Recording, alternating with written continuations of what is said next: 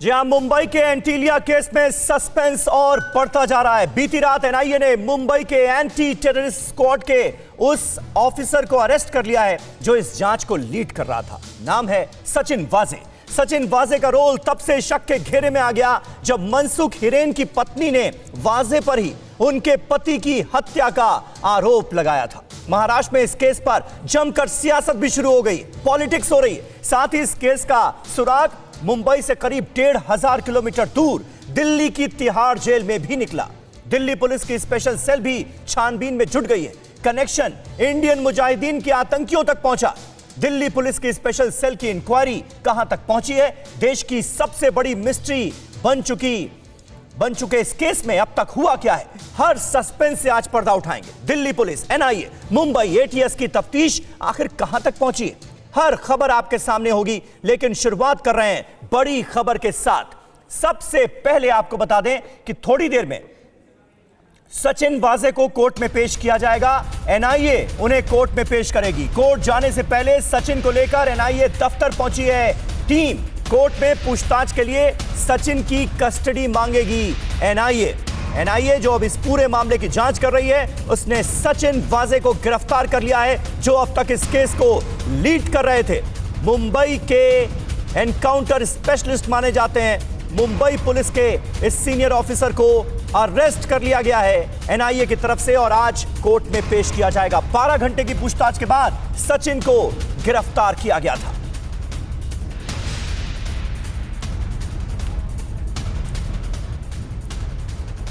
ये टीवी9 भारतवर्ष पर आपको एक्सक्लूसिव तस्वीरें दिखा रहे हैं। ये अभी की तस्वीरें हैं। कोर्ट में पेश किया जाएगा सचिन वाजे को जो अभी तक एंटीलिया केस को एक तरह से लीड कर रहे थे और जांच में इनका अहम योगदान था। लेकिन मनसुख हिरेन मौत मामले में सवाल उठे सचिन वाजे पर और मनसुख की पत्नी ने सचिन वाजे पर मनसुख की हत्या का आरोप लगाया। लिंक जुड़ते जा रहे हैं। सबूत जब खंगाले गए, तलाशे गए तो उसमें सचिन वाजे की भूमिका संदिग्ध पाई गई और यही वजह है कि 12 घंटे की पूछताछ के बाद एनआईए ने सचिन वाजे को अपनी गिरफ्त में ले लिया है।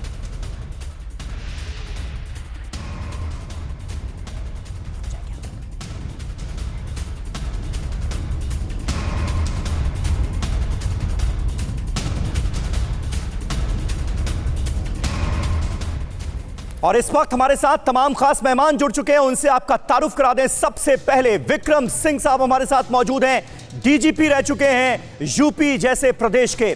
पीके जैन साहब हमारे साथ मौजूद हैं जो कि पूर्व एडीजी हैं महाराष्ट्र पुलिस के, हमारे साथ मौजूद हैं। अश्विनी पांडे हमारे संवाददाता जो लगातार मुंबई में इस केस को ट्रैक कर रहे हैं। शिवांगी ठाकुर हमारी संवाददाता मुंबई से इस वक्त हमारे साथ जुड़ चुकी हैं। सबसे पहले लेकिन आपको बता दें इस केस से जुड़ी कुछ अहम जानकारियां और दे दें, उसके बाद अपने तमाम खास मेहमानों और संवाददाताओं का रुख करूंगा ताजा अपडेट के लिए। एंटीलिया केस में बड़ा ट्विस्ट आया है और एनकाउंटर स्पेशलिस्ट सचिन वाजे हो गए हैं गिरफ्तार। अब उनके ऊपर केस कौन कौन सा बना है, धाराएं कौन कौन सी लगी हैं, ये जरा हम आपको दिखाते हैं। सचिन के खिलाफ धाराएं कौन सी लगी हैं ये देखिए। आईपीसी की धारा 286, ये तमाम वो धाराएं हैं जो कि सचिन वाजे के ऊपर लगाई गई हैं। आप याद कीजिए इससे पहले भी 2003 में कस्टोडियल डेथ का मामला था ख्वाजा यूनुस का, उसमें भी सचिन वाजे आरोपी बनाए गए थे और अब सचिन वाजे एक बार फिर कटघरे में हैं और इनके खिलाफ कई अहम और संगीन धाराएं लगी हैं। जल्दी जल्दी से चेंज करेंगे। धारा 473 लगाई गई है, धारा 506(2) लगाई गई है सचिन वाजे के खिलाफ, धारा 120(b) भी लगी है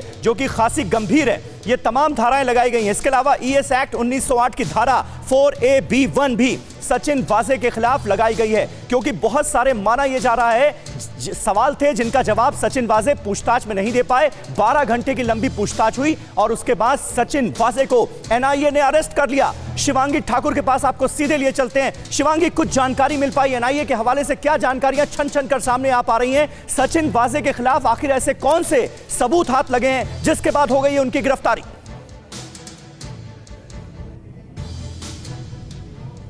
देखिए समीर, आपको बता दें कि एनआईए के हाथ बेहद हम कह सकते हैं कि अहम सुराग हाथ लगा है और यही कारण है कि ये गिरफ्तारी हुई है और ये गिरफ्तारी यही नहीं थमेगी।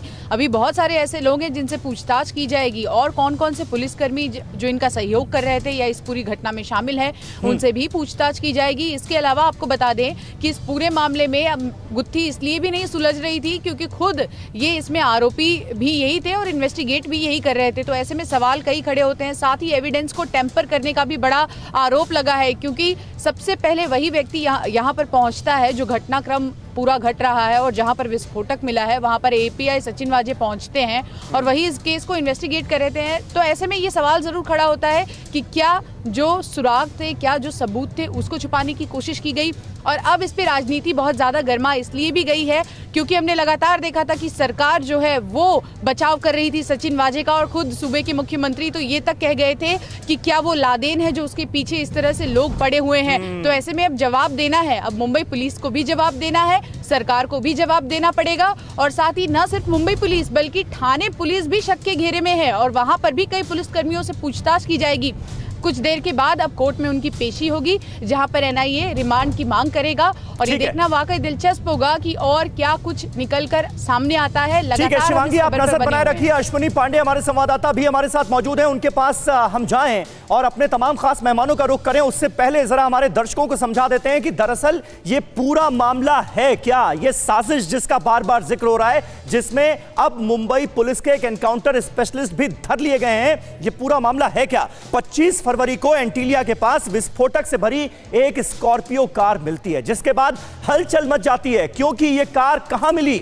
मुकेश अंबानी के घर एंटीलिया के बिल्कुल पास 200 मीटर की दूरी पर स्कॉर्पियो में जिलेटिन की 20 रॉड्स मिली, जिसके बाद हर कोई चौंक गया कि यह हो क्या रहा है और जो साजिश करता है वो करना क्या चाहते हैं।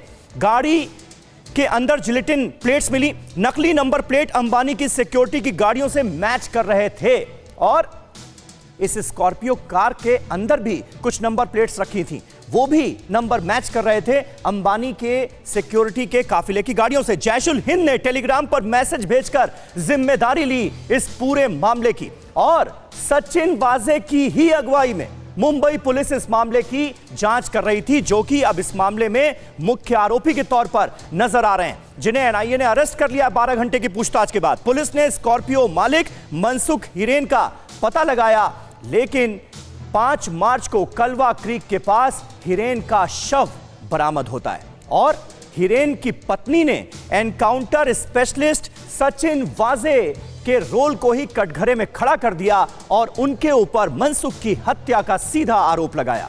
इसके बाद मामला जो है वो बिल्कुल बदलता हुआ नजर आया क्योंकि एक ऐसा पुलिस ऑफिसर इस केस की जांच कर रहा था जो कि इस मामले में खुद आरोपी है, यह जानकारी सामने आई। वाजे को हटाकर एनआईए ने जांच अपने पास ले ली इसी घटनाक्रम के सामने आने के बाद और अब एनआईए इस मामले की जांच कर रही है और सचिन वाजे को गिरफ्तार कर लिया गया है।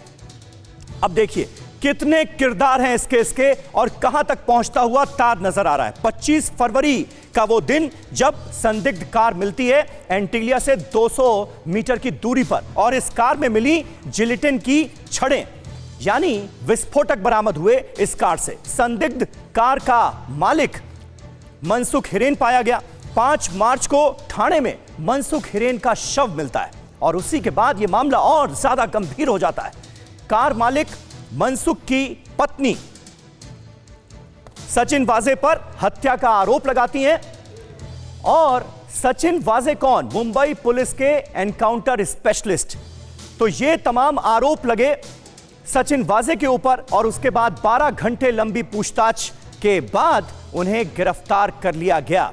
अश्विनी पांडे हमारे साथ मौजूद हैं मुंबई से। अश्विनी, ये बताइए कि अब इस मामले में सियासत क्यों हो रही है? क्योंकि हमने देखा शिवसेना जोरदार हमला बोलती हुई नजर आ रही है बीजेपी पर। देवेंद्र फडणवीस का नाम लेकर कहा जा रहा है कि एनआईए की तफ्तीश में जानकारियां बाद में सामने आती हैं, देवेंद्र फडणवीस को पहले पता चल जाता है। यह सियासी रंग क्यों ले रहा है ये पूरा का पूरा मामला? जी देखिए, सियासी रंग इसलिए सब कुछ मामला ले रहा है क्योंकि सचिन वाजे 2008 में शिवसेना के प्रवक्ता रह चुके हैं, शिवसेना में शामिल हुए थे। शिवसेना की तरफ से बाकायदा जो है शिवसेना का पक्ष रखने के लिए अलग अलग महिला आयोगों से बात भी किया करते थे।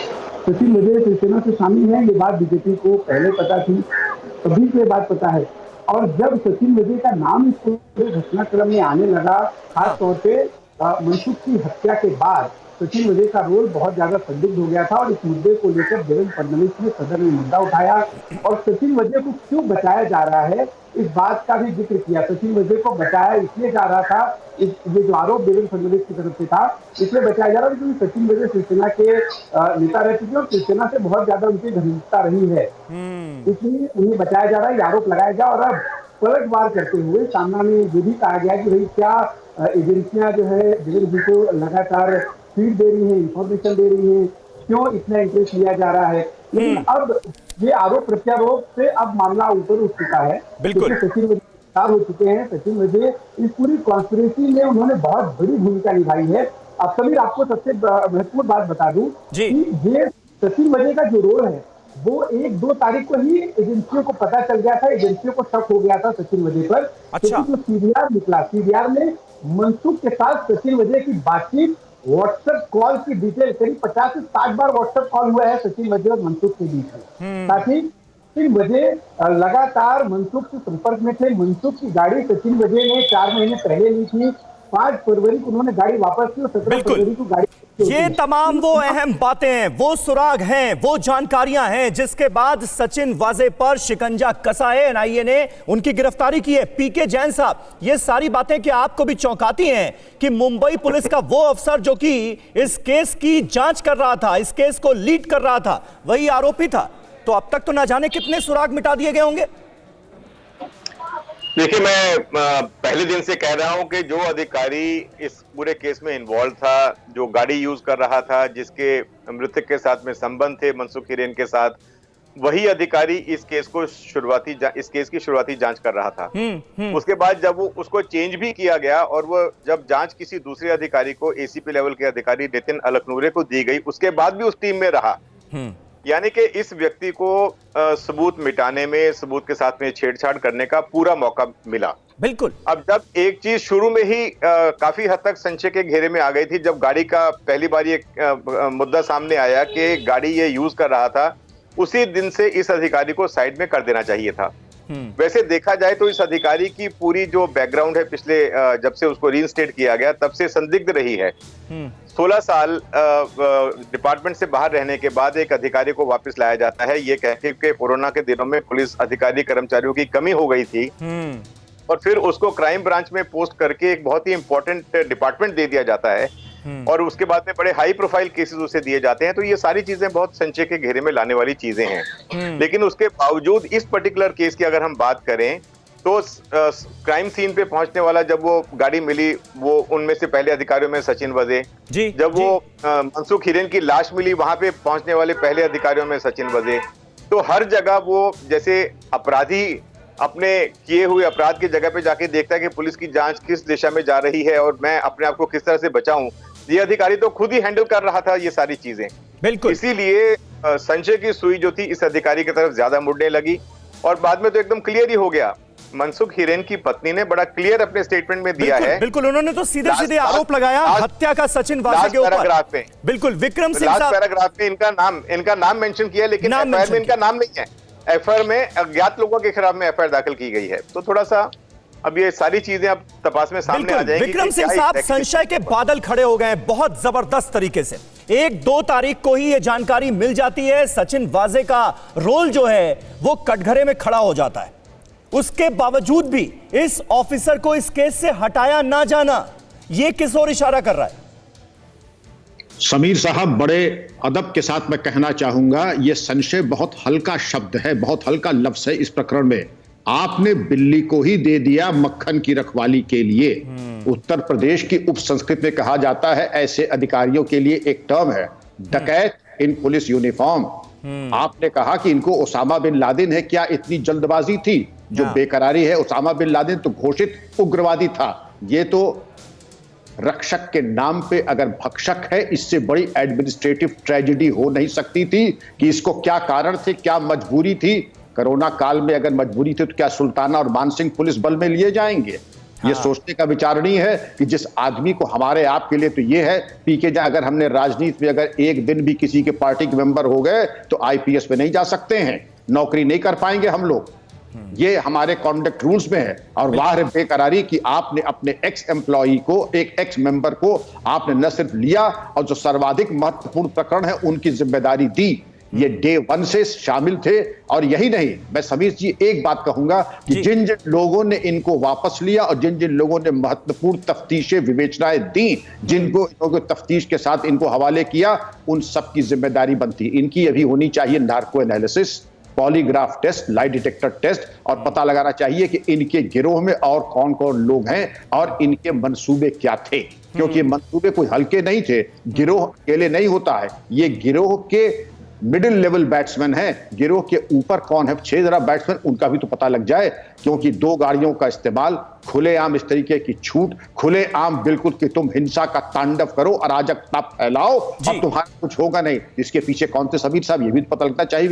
बिल्कुल पता लगना चाहिए और उन लोगों के नाम सामने आने चाहिए। पीके जैन साहब, इसीलिए मांग ये उठने लगी है कि सचिन वाजे का नार्को टेस्ट कराया जाए। इसी से जुड़ी एक अहम खबर दे दें, उसके बाद आपका रिएक्शन लूंगा। बीजेपी ने सचिन वाजे के नार्को टेस्ट कराए जाने की डिमांड की है। सरकार ने वाजे का बचाव क्यों किया, ये बीजेपी नेता सवाल उठा रहे हैं। वाजे के नार्को टेस्ट में बड़े नाम सामने आएंगे। नार्को टेस्ट कराया जाए ताकि महाराष्ट्र सरकार और सचिन वाजे के बीच का लिंक सामने आ सके।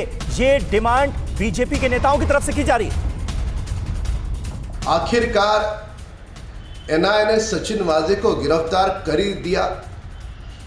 शिवसेना के नेता और महाराष्ट्र की सरकार वाजे की प्रवक्ता बनी थी, उन्हें बचाने का दुस्साहस कर रही थी। वाजे के मुख से ऐसे कौन से नाम निकलने वाले थे, वह नाम शिवसेना के नेता और महाराष्ट्र की सरकार को उन नामों का डर था। इसलिए हम महाराष्ट्र के मुख्यमंत्री से मांग करते हैं,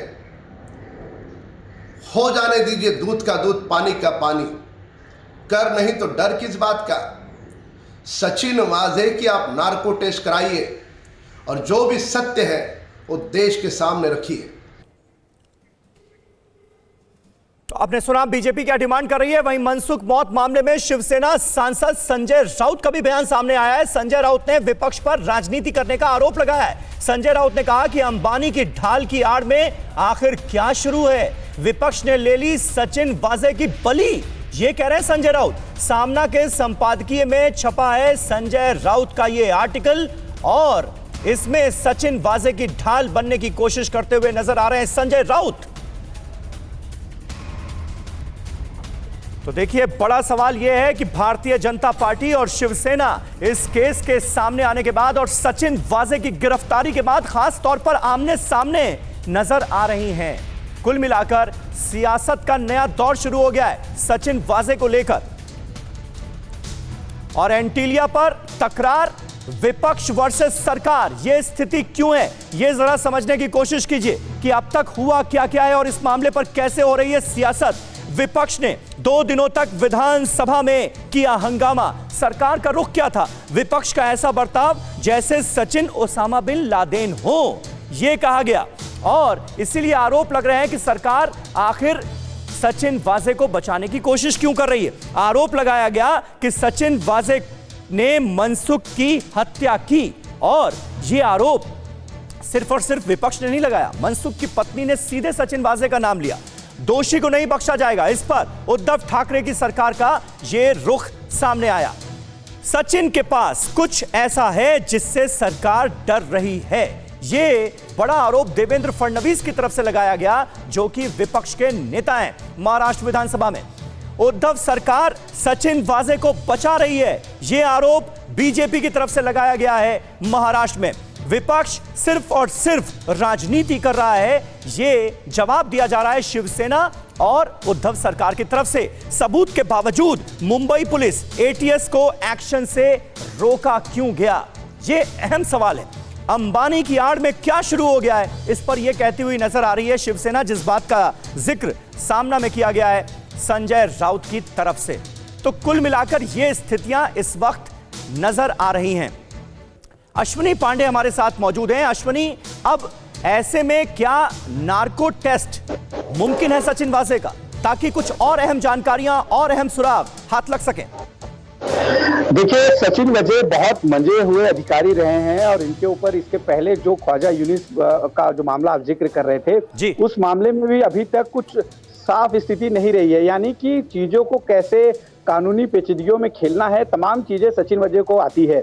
ऐसे में नार्को टेस्ट बहुत ज्यादा महत्वपूर्ण इसलिए भी हो जाता है क्योंकि इस खेल में सिर्फ सचिन वजह शामिल नहीं रहे हैं। सचिन वजह के अलावा इस खेल के और भी कई खिलाड़ी हैं जो अभी भी बाहर हैं, जो अभी भी बचे हुए हैं। इसमें मुंबई पुलिस से जुड़े कुछ बड़े अधिकारी भी हो सकते हैं, साथ ही कुछ रिटायर्ड अधिकारी भी शामिल हो सकते हैं। ये अभी जो जांच में सामने आया है कुछ लोगों के नाम, हालांकि इन नाम को वेरीफाई करना एनआईए के लिए महत्वपूर्ण है और कई नामों को हो सकता है कि सचिन वजह ना भी बताएं। ऐसे में जो मांग हो रही है नार्को टेस्ट की, बहुत ज्यादा अहम हो जाती है। बिल्कुल बिल्कुल। जैन साहब, पीके जैन साहब, क्या नार्को टेस्ट करवाया जाने में कोई दिक्कत है क्या, या फिर अब जरूरी हो गया इस केस में, जो अभी तक जानकारियां, अभी तक जो सुराग सामने आए हैं उसको देखने के बाद? देखिए, जो मुझे प्राथमिक जानकारी मेरे सूत्रों से मिली है वो ऐसी है कि सचिन वजह इन्वेस्टिगेशन के साथ कोऑपरेट कर रहे हैं। जहां तक वो जो जानकारी देंगे वो वेरीफाइबल जानकारी होगी, एनआईए उसको वेरीफाई करेगी। अगर उनको लगता है कि वो ट्रैक सही है तो शायद नार्को टेस्ट करने की जरूरत ना पड़े। लेकिन जहां उन्हें लगेगा कि सचिन वजह कुछ महत्वपूर्ण जानकारी, कुछ महत्वपूर्ण लोगों के नाम, सीनियर ऑफिसर्स के नाम छुपाने की कोशिश कर रहे हैं और किसी भी तरह से वो नाम सामने नहीं आ रहे, तो फिर एनआईए नार्को टेस्ट की तैयारी भी कर सकती है और करेगी। ये लीगल पोजीशन तो यही है। ठीक है, विक्रम सिंह साहब के पास मैं जाऊं उससे पहले अश्विनी पांडे, एक छोटा सा रिएक्शन आपसे चाहूंगा। 2003 के ख्वाजा यूनुस कस्टोडियल डेथ का जो केस था, क्या वो अपने निष्कर्ष तक पहुंच चुका है और उसमें सचिन वाजे की भूमिका क्या थी, ये साफ हो पाया या नहीं हो पाया?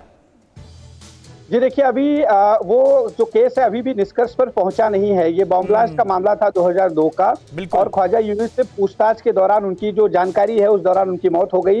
लेकिन ये बताया गया कि ख्वाजा यूनुस गाड़ी पलटी होने की वजह से भाग गया और आज तक ख्वाजा यूनुस कहाँ है, मर गया, जिंदा है, ये भी पता नहीं है। यही वजह है कि केस आज भी चल रहा है। और कल सचिन वजह ने अपने व्हाट्सएप स्टेटस पे भी ये जानकारी डाली थी कि 2004 में उनके अधिक जो सहयोगियों ने उन्हें अरेस्ट किया था फर्जी केस में, उसका अभी तक निष्कर्ष नहीं आया और एक बार फिर से उन्हीं के सहयोगी फिर से उन्हें फंसाने और अरेस्ट करने की कोशिश कर रहे हैं और देर रात उनकी गिरफ्तारी भी हो गई। हालांकि उनके सहयोगियों ने गिरफ्तारी नहीं की बल्कि एनआईए ने की। एटीएस सिर्फ जांच करती रही, एटीएस जो है सबूत इकट्ठा करती रही, एटीएस ने एक्शन नहीं लिया। इस पर भी सवाल खड़े होते हैं कि जब तमाम चीजें सामने थी, तमाम सबूत सामने थे। आपको समीर एक बहुत महत्वपूर्ण बात बताता हूं कि कल कोर्ट में सेशन थाने की सेशन कोर्ट ने ऑब्जर्वेशन दिया था अपने ऑर्डर में कि सचिन वजह के खिलाफ प्राइम फेसिया एविडेंस है। ऐसे में सचिन वजह को इंटरिम रिलीफ नहीं दी जा सकती और कस्टोडियल इंट्रोगेशन, बहुत महत्वपूर्ण शब्द है ये कि कस्टोडियल इंट्रोगेशन की बहुत ज्यादा जरूरत है सचिन वजह की। जब कोर्ट तमाम ऑब्जर्वेशन दे रहा है तो आखिरकार जांच एजेंसी एटीएस जो मनसुख मर्डर केस में जांच कर रही थी, उसने इस बात का संज्ञान नहीं लिया, एक्शन नहीं लिया। बिल्कुल सही बात। विक्रम सिंह साहब, ये पूरी डिटेल्स जो हैं, ये सारी जानकारियां जो हैं, ये किस ओर इशारा कर रही हैं? क्योंकि बहुत कुछ ऐसा लग रहा है कि जो कि पुलिस की जानकारी में था, उसके बावजूद भी जो कदम उठाए जाने थे वो नहीं उठाए गए। क्या इसकी वजह भी साफ होती है? ये आपके लिए सवाल है। लेकिन उससे पहले एक अहम जानकारी, एंटीलिया केस में एनआईए का ताबड़तोड़ एक्शन अब नजर आ रहा है। बॉम्ब प्लांट करने में इस्तेमाल की गई इनोवा कार को पकड़ लिया गया है। स्कॉर्पियो में जिलेटिन रखकर इनोवा से भागे थे संदिग्ध।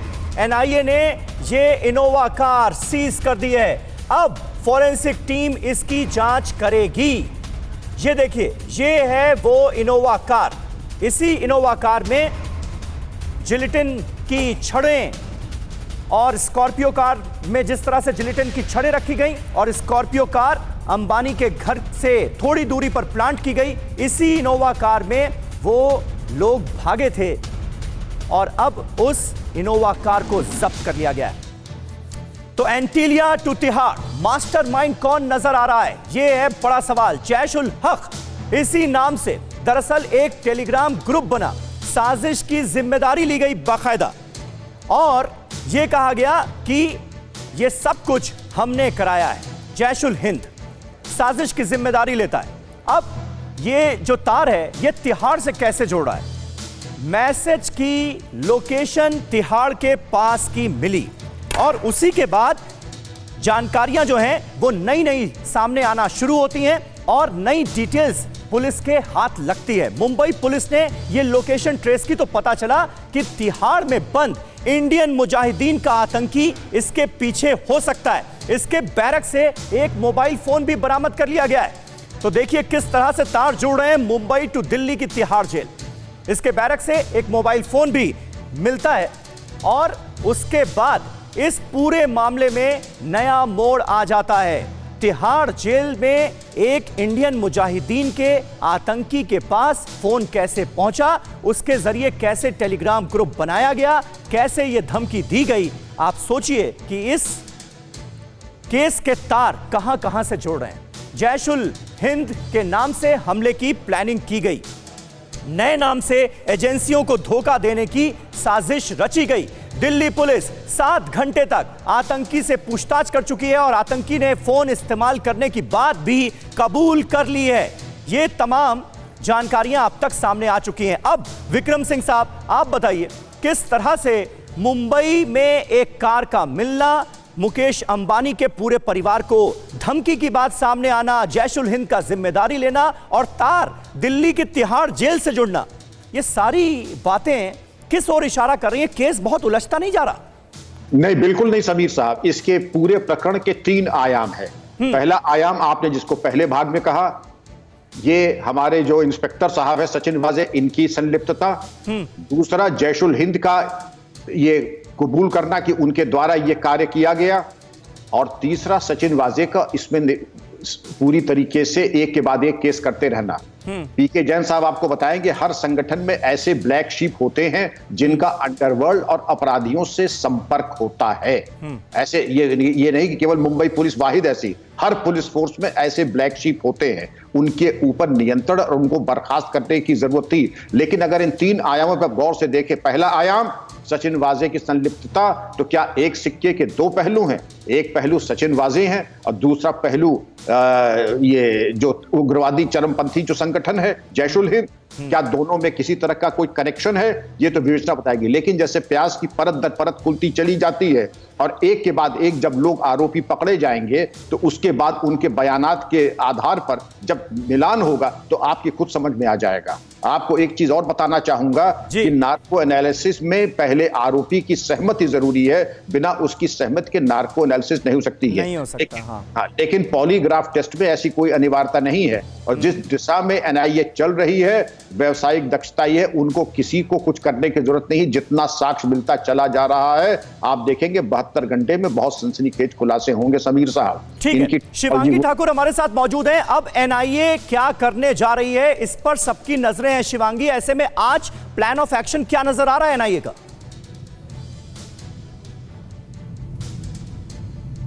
देखिए समीर, प्लान ऑफ एक्शन यही है कि सबसे पहले उनको कोर्ट में पेश किया जाएगा, लेकिन उससे भी पहले उनका मेडिकल कराया जाएगा। और जैसा कि हम सब जानते हैं कोरोना का समय चल रहा है, उनका कोरोना टेस्ट भी कराया जाएगा, जिसके बाद एनआईए जो है वो रिमांड उनकी मांगेगी और पूछताछ आगे बढ़ेगी। वहीं सरकार और विपक्ष के बीच हम देख रहे हैं लड़ाई शुरू है, जहां एक तरफ सरकार ये कहती है कि क्यों आखिर इसकी बलि दे दी गई सचिन वाजे की और क्यों इनको लादेन कहा जा रहा है, कोई लादेन तो नहीं। वहीं दूसरी ओर विपक्ष भी कह रहा है कि आप क्यों बचाव में उतरे हैं, आप सब लोग बचाव कर रहे हैं। ये सब बातें एक तरफ, लेकिन हमें ये नहीं भूलना चाहिए और ये बात भी सही है कि एक बड़े उद्योगपति की सुरक्षा में सेंध लगी है। साथ ही साथ एक दागदार प्रोफाइल वाले पुलिसकर्मी की फिर से नियुक्ति की गई है। एक बिजनेसमैन की हत्या कहीं न कहीं इस पूरे मामले में हुई है। और अब खुलकर देखा जा रहा है, संजय राउत ये सवाल खड़ा करते हैं कि जब आप इस मामले में बात कर रहे हैं, जब पूजा चौहान की आत्महत्या के मामले में बात कर रहे हैं, जिसमें हालांकि मौजूदा सरकार के एक मंत्री को इस्तीफा भी देना पड़ा, तो ऐसे में मोहन डेलकर और साथ ही अन्वय नायक के मामले में आप लोग बात क्यों नहीं करते? साथ ही आपको बताएं कि मौजूदा सरकार इस बात से भी खफा है कि क्यों देवेंद्र फडणवीस के पास सारे सीडीआर जा रहे हैं। एटीएस जिस मामले की जांच कर रही है उसके इंटरनल डिटेल्स उनके पास क्यों जा रहे हैं? सदन में जब ये सवाल खड़ा किया था देवेंद्र फडणवीस ने, उसके बाद भी हमने देखा था आनंद फानन में एक मीटिंग की गई थी सीएम, डिप्टी सीएम और होम मिनिस्टर की, जिसके बाद उन्होंने प्रेस कॉन्फ्रेंस भी की। तो राजनीति शुरू है, साथ ही पुलिस 2 गुटों में बटी हुई है और कोर्ट अपनी ओर से काम करेगा, एनआईए अपनी ओर से काम करेगा। बस नजरें इसी पर है कि और कौन-कौन इसमें सहयोगी था, कौन-कौन उनको बचा रहा था। बिल्कुल, पीके जैन साहब हमारे साथ मौजूद हैं। पीके जैन साहब, अब देखिए शिवसेना की तरफ से, जो कि इस वक्त सत्ताधारी पार्टी है, संजय राउत ये आरोप लगाते हैं कि एनआईए को इसलिए जांच इस केस की सौंपी गई है ताकि महाराष्ट्र सरकार पर केंद्र की तरफ से दबाव बनाया जा सके। जो डिटेल्स सामने आई हैं उसके जरिए ये खालिस राजनीति आपको नजर आती है, या फिर आप ये मानेंगे कि इन तमाम जानकारियों के सामने आने के बाद एनआईए का इस केस को अपने हाथ में लेना जरूरी हो गया था? देखिए, एनआईए के पास जो मैंडेट है वो एक्सप्लोजिव सब्सटेंसेस के साथ या टेररिस्ट एक्टिविटीज के साथ में जुड़ी हुई किसी भी घटना में जो गुनाह दाखिल होता है उसको टेक ओवर करने का अधिकार उनको है। उन्होंने उसी का इस्तेमाल करते हुए इस केस का इन्वेस्टिगेशन अपने पास में लिया। उस समय तो किसी को मालूम नहीं था कि सचिन वजे इसमें इन्वॉल्व है। हाँ। संशय जरूर था, शुरू में थोड़ा बहुत जो बयान किया गया था, लेकिन ये पक्का ऑलमोस्ट सर्टेन नहीं हुआ था। उसके बावजूद भी जैसे ही एनआईए ने इस केस को टेक ओवर किया, वैसे ही गवर्नमेंट की तरफ से बहुत ही अलग किस्म के बयान आने शुरू हो गए। अब मुझे ये चीज बताइए कि डेलकर के साथ में इसे जोड़ा जा रहा है। डेलकर की जो घटना हुई थी जी, उसका जो उन्होंने जो सुसाइड किया था वो मुंबई में किया था। उसमें गुनाह दाखिल करने के लिए उनको किसकी परमिशन की जरूरत थी? ये उंगली उठाना किसी दूसरी पार्टी की तरफ उन्होंने इस मुद्दे को नहीं उठाया, वो वाजिब नहीं था। मैं सिर्फ इस केस के बारे में बात करना चाहूंगा कि ये जो प्रॉब्लम थी सारी सचिन वजे ने अपने ऊपर खींच ली। सारी प्लानिंग की गई अच्छी तरह से। गाड़ी जो उन्होंने यूज की थी वही गाड़ी की इंजन नंबर, चेसी नंबर मिटे के उस गाड़ी को यूज किया गया। उसके बाद में कहीं से जिलेटिन स्टिक्स जो थी वो प्रोक्योर की गई। और ये अंबानी परिवार को डराने की क्यों कोशिश की गई, इसके पीछे कौन सी राजनीति है, इसके पीछे क्या प्लान था उनका? पैसा वसूल करने का उनका कोई प्रोग्राम था या उनसे किसी और कोई किसी तरह का काम करवाने का प्रोग्राम था? ये सारी चीजें हम इन्वेस्टिगेशन में सामने आएंगी। लेकिन एक चीज बड़ी स्पष्ट है इस केस में कि सचिन वजे अकेला उसके लेवल का काम नहीं है। उसको कहीं ना कहीं से पॉलिटिकल पैट्रोनेज और कहीं ना कहीं सीनियर ऑफिसर की पैट्रोनेज जरूर मिली, जिसकी वजह से ये केस यहाँ तक पहुंचा। और अब धीरे धीरे एनआईए आज उनकी कस्टडी लेगी। ये चीजें भी सामने, जैसा अभी विक्रम सिंह साहब ने बोला, 2-3 दिन में ये चीजें बहुत अच्छे से सामने आ जाएंगी और इस जांच को एक नई दिशा मिलेगी। बिल्कुल, पीके जैन साहब बने रहे आप हमारे साथ। और इस बीच एक अहम खबर और आपको बता दें कि जिलेटिन कांड की जांच में एनआईए को अहम सुराग मिले हैं। एनआईए ने बम प्लांट करने वालों के बारे में पता लगाया। जल्द ही कुछ और लोगों को गिरफ्तार कर सकती है एनआईए। एंटीलिया केस में एनआईए की जांच लगातार जारी है और बम किन लोगों ने प्लांट किया, इसके बारे में बहुत अहम जानकारियां हाथ लगी हैं। ये जानकारी मिल रही है। और एंटीलिया केस पर कांग्रेस नेता संजय निरुपम ने चुटकी ली है। उन्होंने ट्विटर पर लिखा है, विस्फोटक अंबानी के घर के बाहर रखे गए, मारा गया स्कॉर्पियो का मालिक जिसमें विस्फोटक थे, गिरफ्तार हो गया पुलिस इंस्पेक्टर जो जांच कर रहा था। इंस्पेक्टर एक पार्टी का लाडला है, कहानी में तिहाड़ भी आ चुका है, सुरंग कहीं और जाती नजर आ रही है। तो इन अल्फाजों के जरिए एक तरह से संजय निरुपम तंज कसते हुए नजर आ रहे हैं। एनआईए और एटीएस एक दूसरे की जांच में लगे हुए हैं, ये कह रहे हैं संजय निरुपम। विक्रम सिंह साहब, आपको नहीं लगता कि जो राजनेताओं के बयान हैं इस पूरे के पूरे केस में वो बड़े गैर जिम्मेदाराना हैं? आप देखिए कि विस्फोटक पाया जाता है, भले ही एक्सप्लोजन ना हुआ हो, लेकिन जब उसके तार खंगाले जाने शुरू होते हैं तो मनसुख हिरेन की लाश मिलती है जो कि स्कॉर्पियो का मालिक था। आपको नहीं लगता न जाने कितने ऐसे लोग होंगे जिनकी जान को खतरा होगा इस वक्त, और इस पर हो रही है राजनीति? माकूल ऑब्जर्वेशन समीर साहब। इससे ज्यादा अनफॉर्चुनेट, दुर्भाग्यपूर्ण कोई बात हो नहीं सकती कि इतने गंभीर विवेचना में व्यंग्यात्मक प्रतिभा अपनी पराकाष्ठा पर है। एक दूसरे पे आरोप प्रत्यारोप का दौर है और पॉलिटिकल पॉइंट स्कोर किए जा रहे हैं। अरे जो मृतक है उसके बारे में संवेदनशीलता कुछ दिखा देते। जो दुर्घटना हुई, क्या मुकेश अंबानी इस देश के नागरिक नहीं है? उनके और उनके परिवार को क्या सुरक्षा का मौलिक अधिकार, राइट टू लाइफ नहीं है?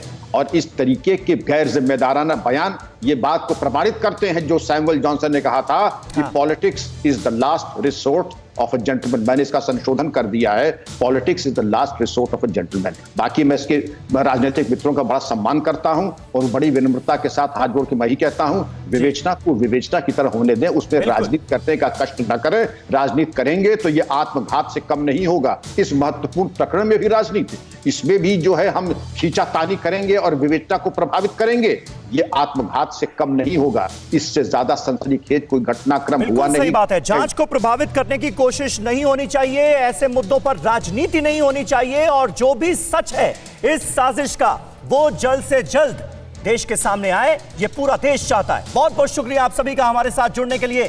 परवाह देश की, सोमवार से शुक्रवार रात 10 बजे TV9 भारतवर्ष पर।